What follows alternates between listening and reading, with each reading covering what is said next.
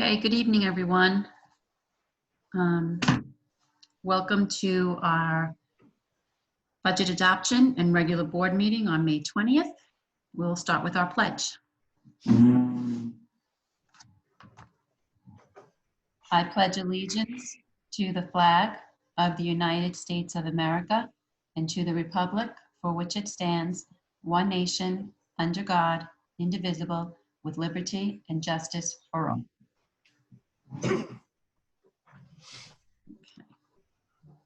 Right, I'd like to welcome everybody, and just to let you know that this meeting is being recorded, as all our meetings are. Okay, so this is our budget adoption night and regular board meeting. So we'll begin tonight with our budget presentation for the 2020-2021 school year with Dr. Egan. All right, good evening, everybody. We're getting pretty good at Zoom these days. Been living on it for 9 weeks now. So hopefully everybody can see my screen. If you can see the budget presentation, give me a thumbs up. Yes. All right, that's a good sign. So we began our budget development process back in September. We held sessions in January, February, 2 in March, and we added an additional session on May 12th, just to take a look at things one more time. And that brings us up to tonight, which is budget adoption, which formally sets the expense part of the budget at a specific number. And today, that proposed budget is $96,510,404. It's a budget-to-budget increase of 2.8% and a 3.27 levy increase. And the budget that we currently have is it's based on state aid numbers that we currently have that we got back on April 1st. I'll come back to that in a minute. But the budget as it currently is does maintain everything that we currently have. It includes additional Chromebooks for next year. We have a one-to-one initiative that this year we seeded in grade 8. We had initially planned to add 2 grades for next year, but given the experiences of the last couple of weeks, we have expedited our Chromebook plan, and we do plan to have a one-to-one device for all students in grades 7 through 12 next year. We have some other important technology and security enhancements.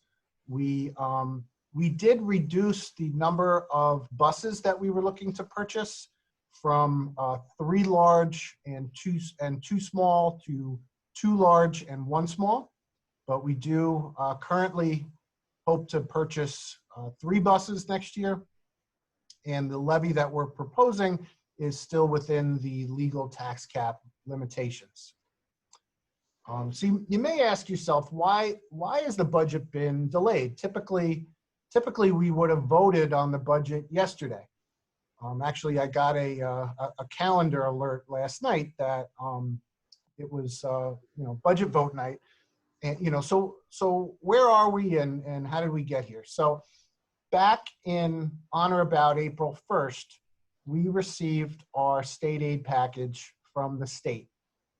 But in the budget, the governor placed 4 what are called adjustment periods, or quarterly, if you want to think of it that way, 4 windows during the school year where he and the director of budget could readjust the budget and perhaps reduce the aid package. Initially, the first adjustment period ended on April 30th, and then the governor had said that he would come back to us with some information on or about May 15th.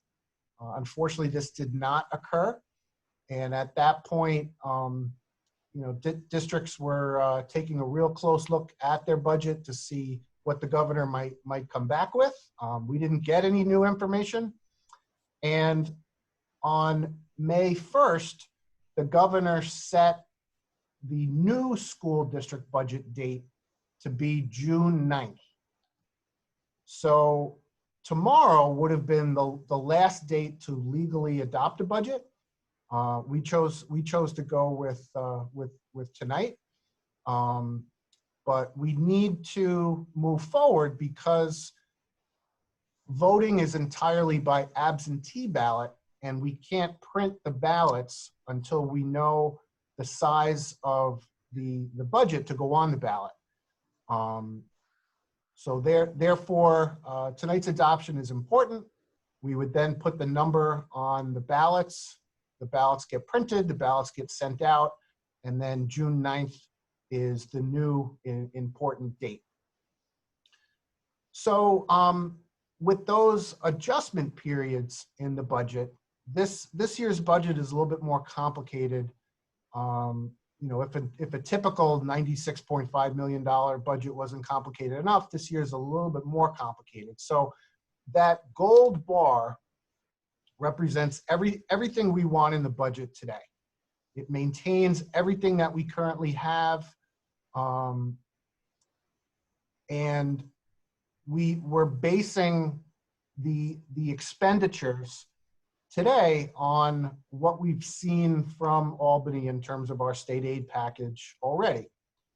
So then on the right-hand side, and it's important to note that the budget adoption sets the maximum value on the expense side. So that 96.5 million number would be the maximum amount that the school district could spend next year. We could spend less, and I'll come back to that in a minute, but we could not spend more than $96,510,404. So we start building revenues on the right-hand side. State aid, which is about 20% of our budget. The community supports the tax levy, which is capped.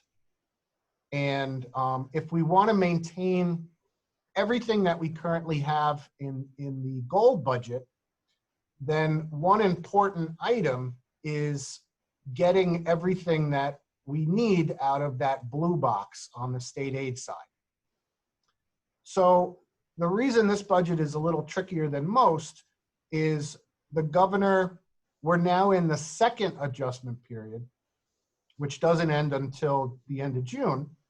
And then there are 2 additional adjustment periods during the course of the year where that blue box could become smaller. If the blue box becomes smaller, we then need to be prepared with a series of tiers or strategies where we would potentially reduce the gold box. And we've done a yeoman's job coming up with numerous strategies that have the least impact on what I like to call the core of the apple and our student body and what we offer for our students.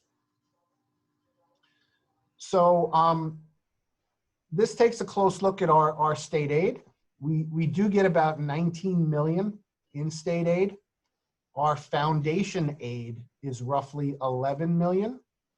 So a 10% cut in foundation aid is roughly 1.1 million, or a 20% would be 2.2 million.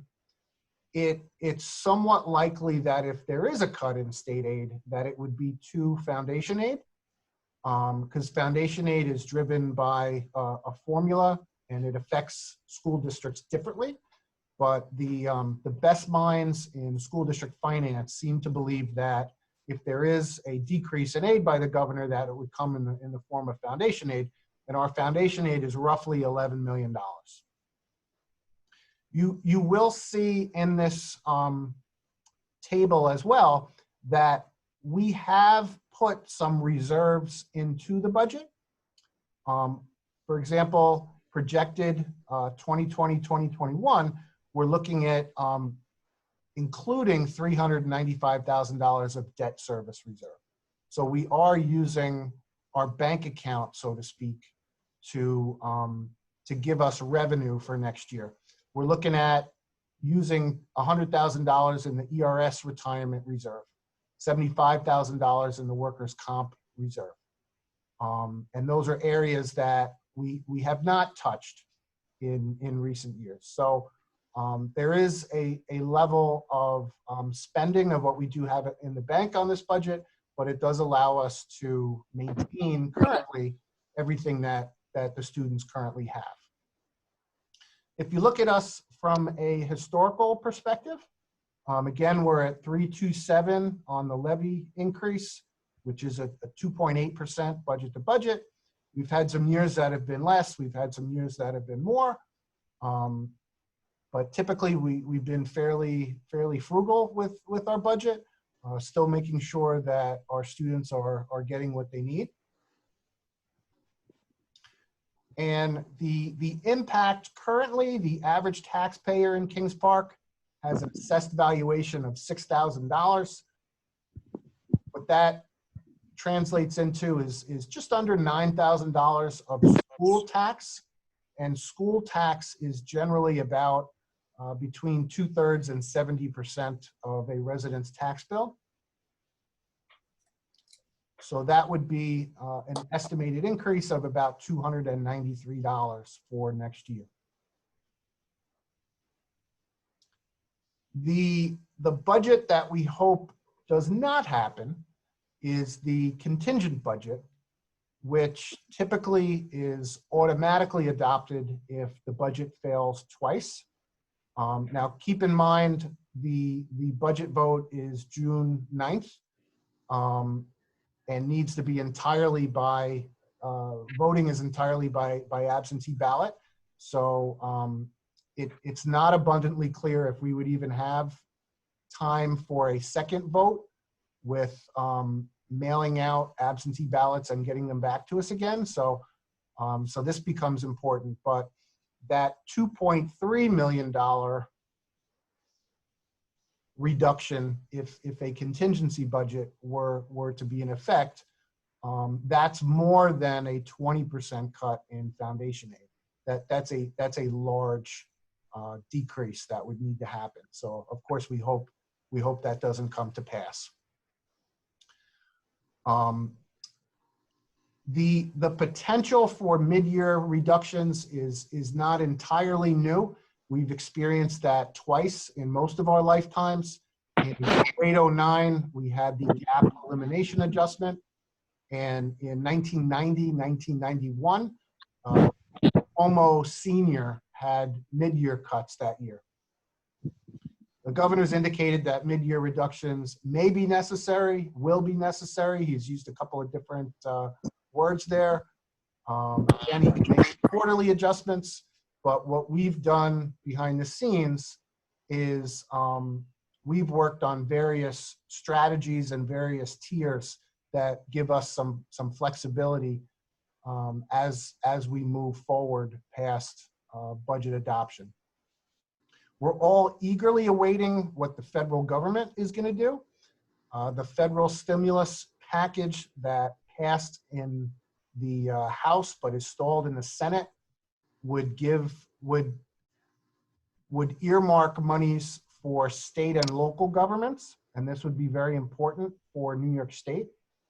If you remember, or if you've been watching the data, New York State has had roughly 1/3 of the coronavirus cases in the country. So we've been most impacted. We are the most impacted state in the country, and we would hope that stimulus money would flow to New York. So that piece will be very important. And again, we have tiers of potential reductions, 10%, 20%, and we've built in maximum flexibility for us to do some decision-making as we move forward. A couple of important dates. By law, we're required to have a budget hearing, which can be a week before the actual vote. We have that scheduled for June 2nd. I mentioned this earlier, but by executive order, voting is entirely by absentee ballot this year.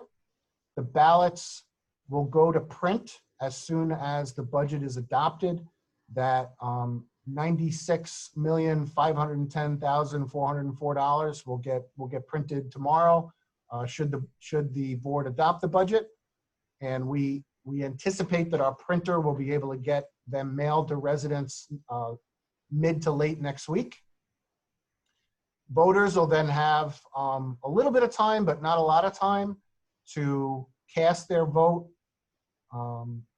yes or no, on that proposition. There's only one proposition on the ballot. Put their ballot back in the paid return envelope that will come with the ballot, and either mail it back to us or drop it off at the San Remo Administrative Building on June 9th from 8 a.m. to 5 p.m. We'll have security on, and there'll be a lockbox right inside the door, and residents can simply drop their ballot in the box. Really important, all ballots must be received no later than 5 p.m. on June 9th. At 5 p.m., we will lock the door. We will have received mail for that day already, and we will begin counting the ballots at that point. One last piece of information. I know the writing is really small, but essentially, there's a definition of what a qualified voter is there, and who is considered a qualified voter. One of the most important things is if someone still needs to register to vote, we cannot do that on site. Residents need to go to the New York State Department of Motor Vehicles. There's a link here. You can do an online registering. They encourage everybody to do so by May 26th. I would say, do it as soon as you can. Do it tomorrow if you're interested in registering and you haven't already done that, because we have no idea how long the Department of Motor Vehicles is going to take to process those. And if you're unsure, if you are a qualified voter, you can call or email our district clerk, Mrs. Capabianco, and she'd be more than happy to answer any questions that you might have. And that is the conclusion of my budget adoption presentation.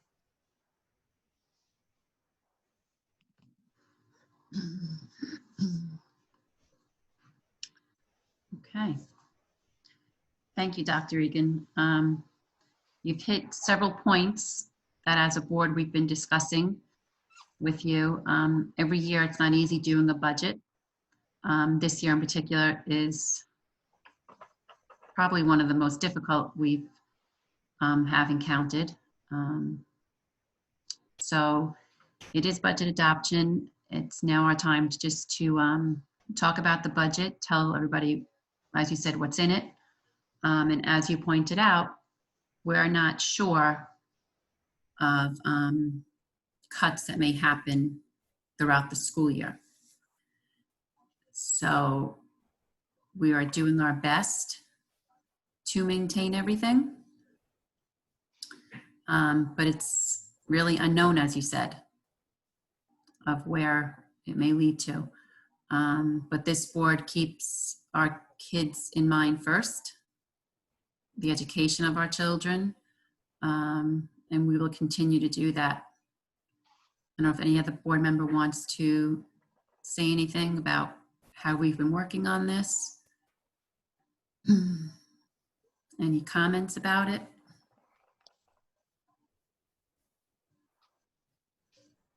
So, yeah, hi and good evening, everybody. Much the same, a couple of things that I wanted to highlight. And first of all, thank you to everybody involved. As Dr. Egan and Pam have both noted, this is, it's been a challenging process, a different process than we've ever had to go through before. Importantly, it's not over because of what we don't know yet, and that's really important to consider. And I think the most important thing in this budget is that it gives us flexibility to react. We're doing a lot, trying to be proactive in planning for those scenarios that might come up, so that we're ready, and not thinking about it after the fact, but thinking about it before the fact, and so that we can react to when things happen, whether they be more information from the state, whether it be decisions that we need to make. So I think the flexibility that this budget provides is really important. But I would like to thank Dr. Regan, Mrs. Meehan, the whole business office and administration for the thoughtfulness that's gone into this, because it's not been easy, and combing through different line items and trying to think of ways that we can provide that flexibility. With that, I think it's been hit on, but I don't think we can say it enough. This budget, plans to have everything that we've always offered, to the students, to the community, to the staff. But I think it's important that, depending on how you feel about these cuts, and that could come mid-year, it's entirely likely, some would say very likely, that there's things that are in this budget that ultimately will not come to pass this school year. And that, while that's unfortunate, that flexibility that we talked about is important, so that whatever we need to implement is the least impactful to, as Dr. Egan would say, the core of the apple, and the programs and the classes that we offer to kids and staff and the community. So I think it's really important that we highlight that fact, that we're upfront about that fact, that things could and very likely will change.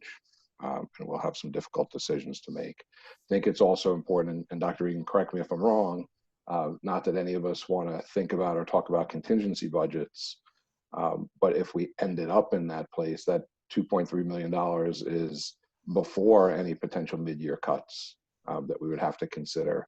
So that would be a really devastating place to be, having to cut $2.3 million out as a contingency budget, and then potentially face decreases in foundation aid of potentially, who knows what, another $1 million or $2 million, depending on who turns out to be right and what kind of aid the state gets from the federal government. So that would be just a really bad, as it normally would, but it would be an even worse place to be this year. And then again, can't reiterate enough and get the message out to folks that get those ballots back. Hopefully they're supportive of the budget. I know the 4 that'll be coming from the Bianco household will be, as I have 2 that are now past that age and in college and registered, thanks to our teachers in the high school that get them registered to vote in their senior year. And so it's important to know that they need to be back by June 9th, early in the mail, or get them to San Remo and let people know that that's really important, that they do get back. But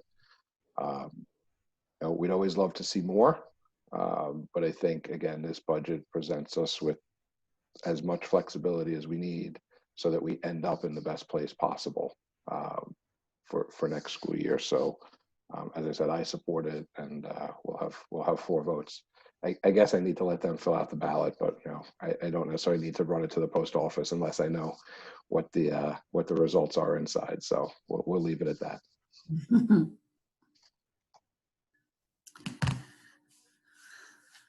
All right, at this time, I think Kevin, you're on. There you go. I muted myself. I'm sorry. okay.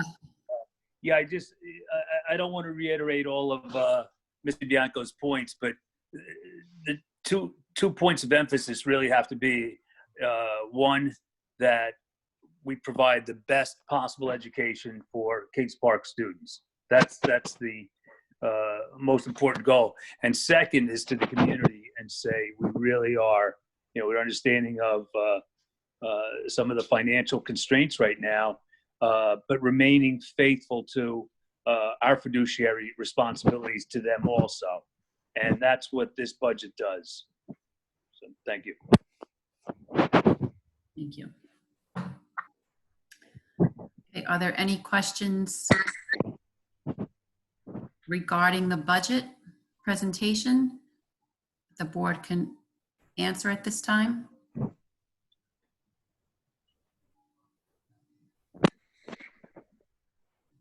Okay.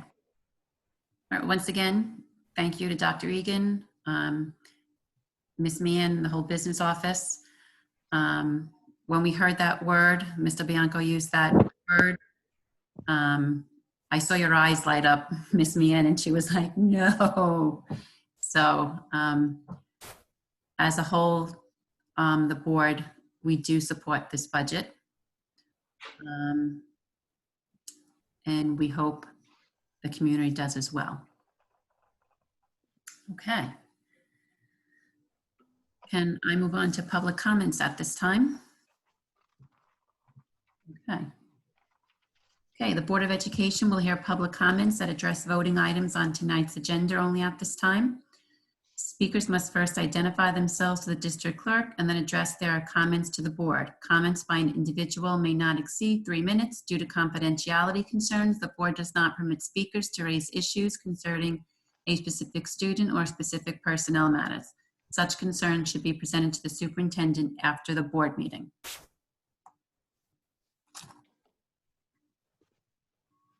Okay. I take it no public comments? Yeah, hi, Mr. Ford. Yes. Yeah, hi, my name is Bob Williams. I live over in Fort Salonga. I have 2 children in the district. Good evening. Hi. Real short, the current budget construct, even though you're asking for the amount, does it have a structure that's going to be based on potential alternate learning models that maybe you may not be able to have schools run at full capacity, remote learning, a hybrid system, or is the budget just purely based on your business running as usual in prior years? Dr. Egan, can I turn that over to you? Sure. Great question. So today we have the budget planned around operating school as it typically would in September. But it certainly has flexibility in it. And what very well may happen is, depending on what September looks like, we may actualize some savings in next year because some things may not run. We also may have expenses that we didn't necessarily count on the health side, in terms of some items that we're going to be talking about really soon, and you might have heard in the media. If you would have asked me even a week and a half ago if I thought the district would ever consider buying temperature scanning devices, I would have said you were crazy. But we're going to need to do some planning for September, and even some of that planning may require the purchase of some things that we didn't exactly anticipate. So one of the things that I mentioned before that we did build into the budget is more devices. We've been on devices for 9 weeks now, and certainly getting a little better at that. But being able to have a device in the hands of every student in grades 7 to 12 was a big goal that we have. We're also purchasing additional devices, and some devices that are currently being used in carts at the middle school and the high school may no longer be needed there. We may redeploy them to other places in the district because every student will have a device. So we tried to build in as much flexibility as we can, not quite knowing at this point what the summer and what August and September are going to bring for us. Thank you.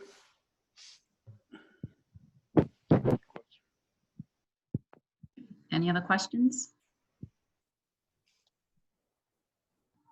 Okay. Okay, moving on to consent agenda. I'll make a motion to approve the minutes of the May 12th board meeting. I'll second. I'll second. All in favor? Aye. Aye. Aye. On to consent agenda number 2, the authorization to approve MOA with the KPCTA. I'll make a motion. I'll Second. second. All in favor? Aye. Aye. Resolved that the Board of Education approves the attached memorandum of agreement with the KPCTA and gives the board president authorization to sign agreement. Okay, on to new business. I'm sorry, I'm skipping. On to new business voting, the authorization to adopt the proposed 2020-2021 school budget, as Dr. Egan just presented to us. There were no further questions or discussion, so I'll make a motion to approve. Second. I'll All second. all in favor? Aye. Aye. Whereas the Board of Education is required to present a budget to the voters for the 2020-21 school year. Now therefore be it resolved that the proposed budget for the 2020-21 school year be adopted for a total of $97,510,404. And be it further resolved that the 2020-21 property tax report card is approved to be transmitted to the New York State Department of Education as so required. Okay. And I'll just say again, board is very happy with what we were presented and what's in it for our kids. Okay. On to new business voting. The modification of the 2019-2020 school district calendar. Dr. Egan? All right, I'm going to share my screen again. Just bear with me 2 seconds while I find it. Okay, so each winter, the Board of Education adopts a calendar for the school year. Obviously, this year was unique to any school year we've ever experienced in the past, and we need to adjust the calendar so that we do not exceed the number of work days of our employees. So in particular, many of our employees have a 183-day work year. And because we worked through what would have been the spring recess, we're going to hit the number of school days and the number of work days on June 17th. In taking a look at our calendar and consulting with local area superintendents, most school districts in the area are going to end on the 16th, 17th, 18th, or 19th. It kind of depends what their spring recess looked like. There will be a couple of districts that took an early spring recess when the governor was looking to announce that he was going to close school. And they actually got a recess. So they'll actually be in until June 26th. Which will be interesting. But so we adjusted the calendar. I have the mental health day in here that we took. We got an additional, I called it a pandemic planning conference day, which is why we have 4 conference days in this calendar. Typically we would do 180 plus 3. This year we're actually 179 plus 4. And again, we are planning on being off on Friday. Just to point that out, I put that out a couple of times this week just to remind residents. It's a 4-day weekend. We're off Friday. Monday is the national holiday, and we'll be back in session on Tuesday, the 26th. But June 17th will become now the new last day of school.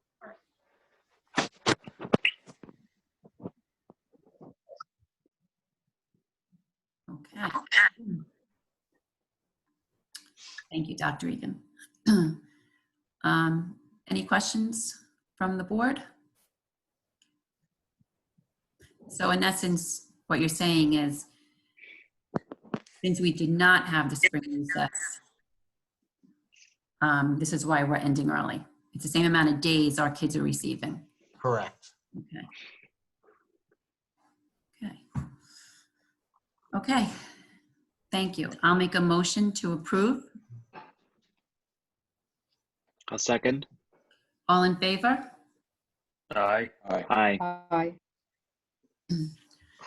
Whereas the COVID-19 pandemic and subsequent executive orders from the governor and county executive forced the closing of our schools in March, and whereas the school district was directed by the governor to continue distance learning through spring recess, and whereas it is necessary for the school district to adjust the 2019-2020 school district calendar, now therefore be it resolved that the Board of Education approve the attached modified KPCSD 2019-2020 school calendar as attached.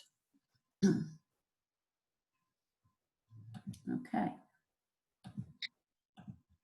Thank you, Dr. Egan. Okay, moving on to public comments. The Board of Education will hear additional public comments. Please follow the procedures outlined for the public comment session earlier in this meeting. In addition, please note the board will take no action at tonight's meeting. Are there any comments at this time? Okay. I have a comment. Okay. Cynthia Grimley. I'm a parent in Kings Park, longtime Kings Park resident, graduate of the Kings Park High School. I would just like to recommend or plead with the board to start planning now for a creative fall, because it looks to me, I work at a university and we're making major plans for a fall that doesn't look exactly like a normal fall. That is something, Mrs. Grimley, that we were discussing, that we're going to be working on. So I've been in contact with Dr. Egan, I've been in contact with Mrs. Marino, I've been in contact with Mr. Huntsman, and I feel that as a community member and somebody that supports this district pretty much forever, and I'm a huge advocate, the middle school has done an amazing job with the online learning. A lot of the teachers are trying new things. My daughter's had contact with her teachers through many different ways pretty much since like week 2. She's been very lucky. However, I do feel the high school has very much let the students down. Definitely let my student down. My daughter's an AP student. She had no contact, no visual contact, telephone contact with her teachers for the 8 weeks before she took the AP exam. I don't understand, and I've said this to Dr. Egan and Mr. Huntsman, I don't understand how the district can expect students to sit for these high stakes exams when they had no contact. I do understand that, you know, my husband's a teacher, and I understand that there are some limitations sometimes about what teachers can do, whether it be Zoom or Google Meet or whatever, but the phones work. The teacher should have been contacting the students with the phone, just a check-in, just to see how they were doing. But I don't understand how it's okay with the teachers or the administration or central administration or the board that students went this 8-week period of time without hearing from their teachers. Assignments, yes, we got assignments and that was fine, but no true contact or connection. And on April 7th, I came to the board and I said, we need connection. This is a time that nobody planned this. This was something brand new. Nobody was prepared. But April 7th, I said, please just let the students have some sort of connection to their schools. You have high school kids at the school till 8 or 9 o'clock at night, and then it was all ripped out from under them. It was all ripped out from everybody. I sit at my kitchen table for 8 hours a day on Zoom calls for my job, but I just feel like if the district is creative, there are plenty of things that can be done for September, but I, as a parent, I feel that my child was let down. I know other parents that might not be as vocal as me. I know they feel like their children have been let down, and it can't continue in the fall like this. There needs to be some sort of major creative planning, and I feel like the earlier that it starts, the better off that we are as a community. So that's just my 2 cents for today. Thank you. Ms. Grimley, I would say too, thank you. And you're absolutely right. We can and have to do better. And we have started those discussions about how we can make that happen in the fall. Should we start and find ourselves in this situation? But we have to take this as a learning experience and come out better. And we can and need to do better. And just It's a lot for me to complain. And I will say 1,000,000 times over, I see my younger daughter's teacher on Zoom on the call. And the middle school has done an amazing job. I sent Mrs. Marino a letter explaining how happy my little one is. But my daughter, look, I went to the high school, I sat in Mr. Johnson's class, really just let everybody down. And I work at a university that has 27,000 students, and we figured out a way to connect to the students. We had to be creative and we had to use online platforms, but we figured out a way. And if a school can do it with 27,000 students, in Kings Park, I keep bringing up these numbers, 3,100 kids to 14 teachers pick up the phone, check in on them, say, hey, how are you doing? Oh, I know you have an AP test in a week. How are you doing? Like, are you ready for this? And it's not just an AP test. This is every student. I use my daughter as an example, which she doesn't always appreciate. But I just feel I feel like I use the same words over and over again. Like, I feel like the high school has definitely let my family down. And I've talked to other parents who won't say stuff, but I will. So I just feel like we know this is going on. We know there's a possibility for changes in the fall. There are a lot of great minds on this call, a lot of great minds in the administration. Put them all together and start being creative. I don't know. I don't have an answer to what it looks like, but I feel like it's time for the creativity in the district to shine. And we have a summer to get through, so I would appreciate it. yes, and like we are in that. I'm sorry, Dr. Regan, go ahead. Mrs. Grimley, I'm going to talk about this a little bit more tomorrow night at the Council of Schools meeting. But one of the things we'll probably be doing very shortly, I got to get a couple of things wrapped up for the end of this school year, but then we're going to very quickly pivot, and I'm looking to put a committee together that I hope you will consider sitting on, that will address this and various scenarios that we might face come September. I am trying to come up with a creative name for this committee, so if anybody has an idea, I'd love to hear it. But we will be going in that direction very shortly, and I appreciate your input as far as what you and your daughters have experienced.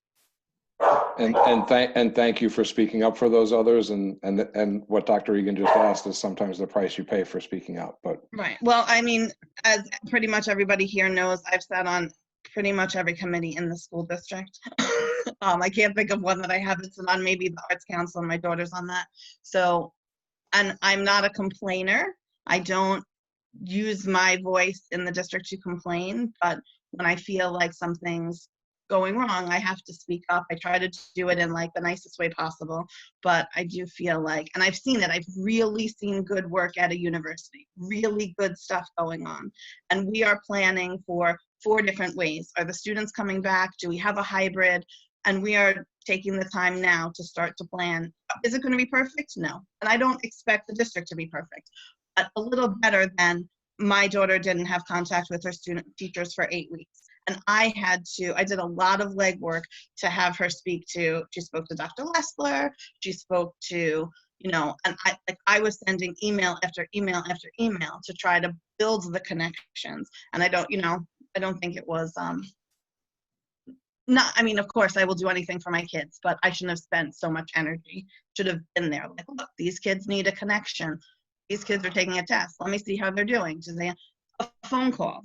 I get the video stuff. Like, I'm not going to get into an argument about that, but a phone call. Everybody get my phone number. You got to have it somewhere. Go in the parent portal, pick it up. But I appreciate it. I know Smithtown has a committee going already. I've been sitting in on their board meetings too, because I want to see if other people are doing pretty much what I feel like they should be doing. And they have a committee going for next year's planning. So I think that's a step in the right direction. Thank you. You're welcome. I just have to add something though.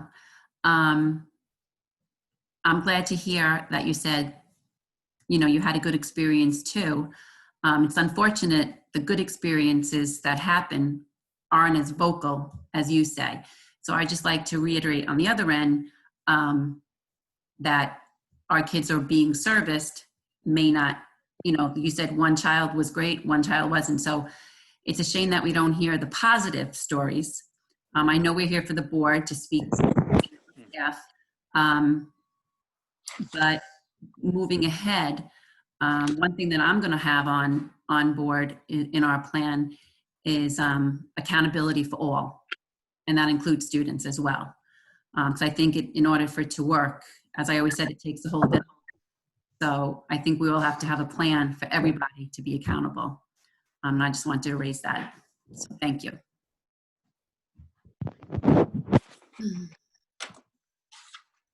Okay. There are no more public comments. I'll move on to the important dates. Tuesday, June 2nd is our budget hearing and regular board meeting at 7:30, right here, Zoom. And as Dr. Egan has said, Tuesday, June 9th is our certification of board vote, the election, and we will announce a time when we will Zoom the results. Dr. Egan? And just one thing to add on June 9th, we're going to be actually doing the counting over at Kings Park High School. What we're going to do is we're going to use the cafeteria over there because we can spread out on round tables. I don't anticipate anyone's going to come and watch us through the windows, but I guess they potentially could if somebody wanted to observe the counting. But we will be physically counting up at Kings Park High School on the 9th. I just wanted to mention a couple of things. We had CSEA Appreciation Day today. One of the things that I didn't want to go unnoticed is that many of our CSEA members have been essential workers these past 9 weeks. Been keeping the school district running, paying bills, supervising construction, maintaining our fields, making sure our fields are secure, performing some much needed maintenance on our bus fleet, things of that nature. We had to run mail, we had to close New Beginnings, and then we needed to open New Beginnings back up again. We needed to continually disinfect our schools, and most importantly, probably the most important thing was that we've been feeding over 300 children a day, lunch and breakfast. I wanted to publicly thank Monica Broderick, who's been the brains behind the breakfast bus and making sure that those bus routes get those meals delivered every day. And that's been going on since St. Patrick's Day on March 17th. I'm forever grateful to our essential workers. And, they've been leaving their loved ones at home and, not knowing if they could potentially get sick and bring that home to their loved ones. So I wanted to give a special thank you out to our CSEA employees today. I've been asked a lot of questions in terms of what is lawful and what is not lawful these days in terms of district activities. And I had that in my Q&A today. And it's important to note that any gathering greater than 10 individuals in the same space is still considered an illegal gathering, subject to fine up to $1,000. It's scary that in Suffolk County, the number of COVID cases is still going up about 100 per day. And in New York State, roughly 1,500 per day. So that is substantially down, but it's important to know that the number of cases is still climbing. Kings Park has actually been relatively stable over the last couple of days, which is good news. We've been about 375 cases in Kings Park, and that number has not risen in a couple of days, which is great. New Yorkers are still required to wear masks when in public and maintain 6 feet distance. And I completely understand that if you go to Home Depot, and I was there this afternoon, or you go to Lowe's, what you are going to see there is not that. You will not see social distancing, and you will see groups larger than 10. And I completely understand that some of our residents may be looking at that and not understanding why we can't run certain activities right now. And truth be told, the difference is that places like Home Depot and Lowe's are considered essential services and have remained open through the pandemic, like hardware stores, whereas school districts were ordered to be closed by the governor by executive order. So we will absolutely endeavor to reschedule and transform various activities between now and the end of the school year, and maybe even into July in terms of graduation. But we need to make sure that we do so by abiding by the law and Suffolk County Department of Health recommendations. So I just wanted to point that out. And then last but not least, I got some great photos that'll be in my highlight of the week that's coming out tomorrow from Girl Scout Troop 2974. They're 4th graders working on their Bronze Award, and they've been doing some great work for the Guardians of Rescue. And the Guardians of Rescue have been helping out feral cats in Kings Park, and they've been raising money for that effort. If you look in my highlight of the week tomorrow, there's a link. If you want to donate a little bit to their cause and the Guardians for Rescue, that'd be greatly appreciated. And that's my report. Okay. Thank you, Dr. Egan. Okay, anyone else? As always, and I'll try to keep it short though. First off, just want to note that one of our sophomores at Kings Park High School, Gianna Pizzulli, reached her goal of $1,000 in donations for food pantry, especially for baby-related items. In addition, she's distributed nearly $1,200 worth of goods already to various places. All right, but it's specifically for babies, okay, and taking some of the burden off of these families. Please don't forget, for those of us that don't have the same constraints, financial constraints as other people, try to donate or help out at some of these food pantries, as these are desperate times for many Long Islanders right now.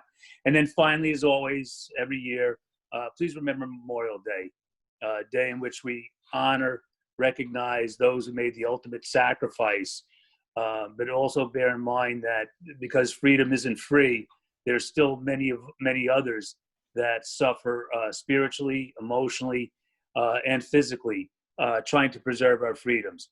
So I know people keep saying that life has taken a pause, but what I'm asking is for people to take a pause and at least keep them in their thought. These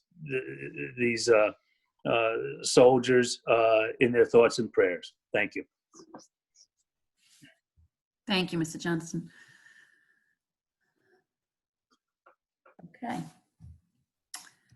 If there are no more comments, I'll make a motion to adjourn into exec for personnel matters. Diane, were you, Second. Diane, did you have something to say though? I was trying to say something. Oh, I'm sorry. I just I wanted to saw the- piggyback off of Kevin. Oh, Sorry. Yes, I was muted and I didn't realize it. But Mrs. McGinley and Mrs. Paola are collecting food next Wednesday between 12 and 3 up at the high school. If anyone can donate there. There is a flyer and an email. But some of the things that they were looking for are cereal, pasta, laundry detergent, deodorant. But there was a whole list of things if you can find the email. So that's next Wednesday, the 27th, between 12 and 3. Okay, sorry, Pam. no, that's okay. I'm sorry I missed it. Thank you, Joe. Okay. Okay. So I'll make a motion to go to exec. A second. All in favor? Aye. Aye. Thank you, everyone. And have a nice weekend and happy Memorial Day. All right,